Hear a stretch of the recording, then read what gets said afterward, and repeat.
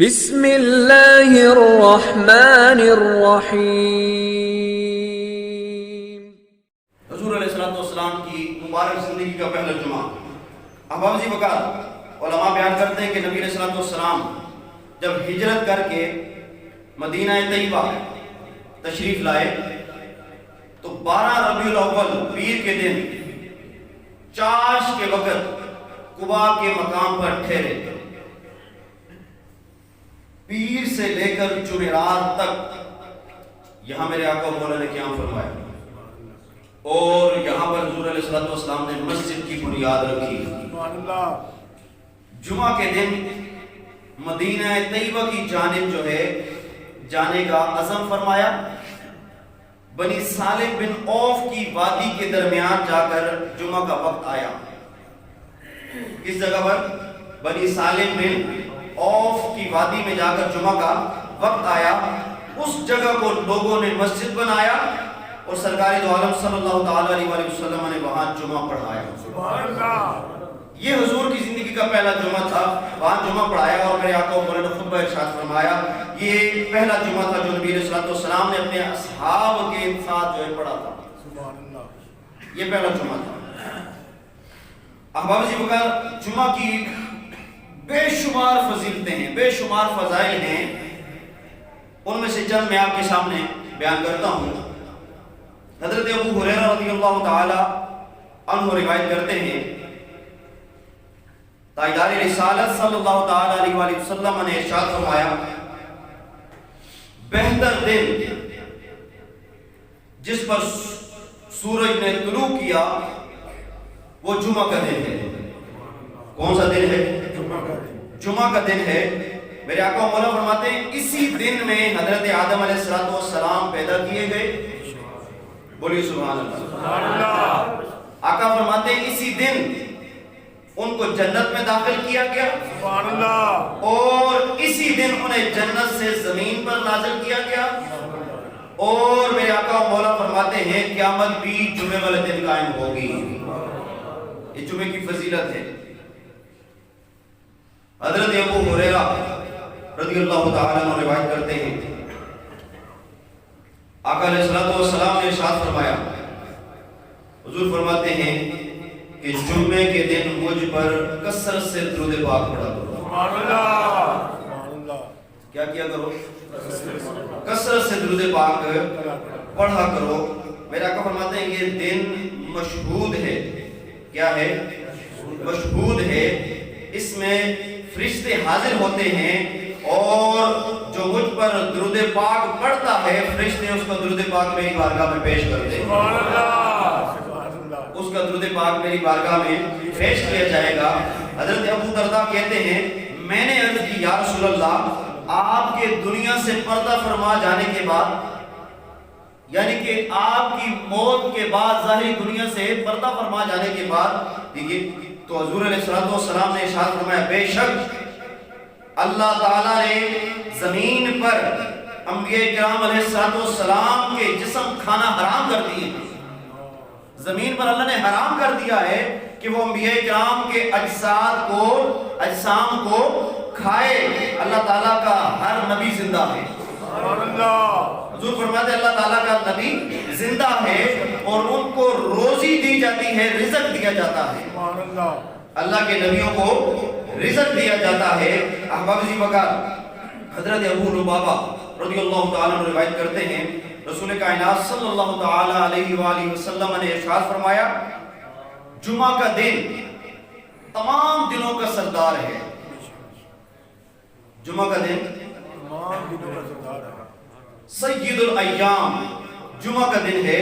حضور فرماتے ہیں اور اللہ تعالیٰ کے نزدیک سب سے بڑا دن ہے اور اللہ تعالیٰ کے نزدیک یہ دن عید الاضحیٰ اور عید الفطر سے بھی بڑا ہے۔ اس کی اہمیت اللہ کے نزدیک عید الفطر اور عید الاضحیٰ سے بھی زیادہ ہے اور نبی علیہ السلام نے ارشاد فرمایا اللہ تعالیٰ نے اس کے اندر 5 خصوصیات رکھ دی ہیں۔ کتنی؟ 5 خصوصیات اللہ تعالیٰ نے اس دن کے اندر رکھ دی ہیں۔ نمبر 1 میرے آقا فرماتے ہیں اللہ تعالیٰ نے اس دن ابو البشر سیدنا حضرت آدم علیہ السلام کو پیدا کیا. دوسری خصوصیت حضور فرماتے ہیں کہ اللہ تعالیٰ نے اسی دن ان کو زمین پر اتارا. تیسری خصوصیت میرے آقا و مولا فرماتے ہیں اسی دن حضرت آدم علیہ السلام کی وفات ہوئی. دنیا سے حضرت آدم علیہ السلام نے پتہ فرمایا تو وہ جمعہ کا دن تھا. اور چوتھی بات توجہ سے، چوتھی بات حضور علیہ السلام فرماتے ہیں کہ اس میں جمعہ کے دن میں ایک ایسی ساتھ ہے کہ بندہ اس گھڑی میں جو رب سے سوال کرے گا اللہ تعالیٰ اس کو فوراً عطا فرما دے گا، بشرطے کہ حرام نہ مانگے. حرام نہ مانگے. ایک ایسی گھڑی آتی ہے جو چیز مانگیں گے حلال ہو جائز ہو. ایک ایسی گھڑی آتی ہے کہ اللہ تعالیٰ اس بندے کو فوراً عطا فرما دیتا ہے. اور پانچویں خصوصیت اس دن کی میرے آقا و مولا ارشاد فرماتے ہیں اسی دن قیامت قائم ہوگی اور کوئی مقرب فرشتہ آسمان اور زمین، ہوا، دریا، پہاڑ، کوئی ایسا نہیں جو اس دن سے ڈرتا نہ ہو. جو اس دن سے ڈرتا نہ ہو کہ کہیں قیامت قائم نہ ہو جائے. جن و انس کے علاوہ ساری مخلوق اس دن سے ڈرتی ہے کہیں قیامت قائم نہ ہو جائے. احباب جی وقار حضرت جابر رضی اللہ تعالیٰ عنہ روایت کرتے ہیں حضور اقدس صلی اللہ تعالیٰ علیہ وآلہ وسلم نے ارشاد فرمایا، آقا فرماتے ہیں جو جمعہ کے دن یا جمعہ کی رات میں مرے گا، بولیے سبحان اللہ. مرنا تو ہے اور اچھی موت مانگنی بھی چاہیے، ایمان پر خاتمہ مانگنا بھی چاہیے. ٹھیک ہے. میاں محمد بخش صاحب نے کیا فرمایا تھا عارف کھڑی رحمۃ اللہ تعالی علیہ، مرنا مرنا ہر کوئی آکھے تے میں بھی آکھا مرنا جس مرنے میں سونا راضی اس مرنے تو کی اچھی موت، ایمان والی موت جو ہے، اللہ والوں کی موت جو ہے وہ انسان کو مانگنی چاہیے. خاتمہ بالخیر، خاتمہ بالایمان انسان کو مانگنا چاہیے. حضور اقدس صلی اللہ تعالیٰ علیہ وآلہ وسلم نے ارشاد فرمایا جو جمعہ کے دن یا جمعہ کی رات کو مرے گا اسے اللہ عذاب قبر سے محفوظ کر لے گا. اسے اللہ تعالیٰ عذاب قبر سے محفوظ کر لے گا. اور قیامت والے دن حضور فرماتے ہیں وہ شخص جو جمعہ کے دن یا جمعہ کی رات کو مرے گا وہ قیامت والے دن اس حال میں تشریف لائے گا کہ اس پر شہداء کی مہر لگی ہوئی، اس پر شہداء کی مہر لگی ہوئی ہوگی. تو پتہ چلا کہ جمعہ کی رات کو یا جمعہ کے دن کو موت آ جائے تو یہ بھی سعادت مندوں والی موت ہے. سبحان اللہ. مرنا تو ہے انسان نے، جانا تو ہے دنیا میں. تو کیا یہ اچھی موت ہو کہ اللہ ہمیں بھی جمعہ کے دن یا جمعہ کی رات کو موت عطا فرمائے. ہمارا جب ٹائم پیریڈ پورا ہو تو وہ بھی جمعہ کی رات ہو یا جمعہ کا دن ہو. اور کیا یہ اچھی موت ہو کہ جب ہم سجدے میں جائیں اللہ کی تسبیحات کر رہے ہوں ہماری روح ہمارے جسم سے پرواز کر رہی ہے. ایسی موت جو ہے یہ خوش بختی کی علامت ہے.